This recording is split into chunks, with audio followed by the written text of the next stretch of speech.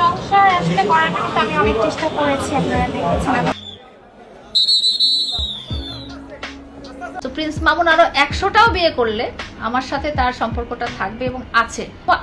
মামুনের সাথে আবার সংসার করতে চায় মোহনা। মোহনার মন গলে গিয়েছে, সে মামুনকে ভালোবেসে আবারও মামুনের সাথে সংসার করতে চায়। হ্যাঁ, আলহামদুলিল্লাহ আলহামদুলিল্লাহ, আল্লাহ রহমত করছে, আল্লাহ রহমত করছে, আমার বাজানোর সবার দোয়া, আল্লাহ রহমত করছে। এদিকে মামুনের কেস তুলে নেওয়াতে অনেক রেগে গিয়েছেন লায়লা।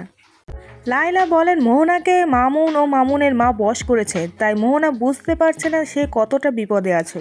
দর্শক আসলে দর্শকের রহমত করছে, আমার দর্শকের প্রতি অনেক কৃতজ্ঞ, অনেক সম্মান, অনেক সেফটি নাই, আমার কোনো কিছু সেফটি নাই। উনি প্রতিনিয়ত আমার কাছে টাকা চাচ্ছে, আমি মানুষের সাথে সংসার কেন করবো? আমি বিগত কেটে বলছি যে আমি সংসার করতে চাই। আসলে মিডিয়ার সামনে এসে এগুলা প্রেজেন্ট করে জাস্ট টু মানে শো পিপল। সে আসলে ভালো হওয়ার যে থাকতে অনেক আগেই হতো। সো আমার মনে হয় না এগুলা সম্মান, অনেক আমার দর্শকের প্রতি অনেক, আমার দর্শকের প্রতি অনেক সম্মান।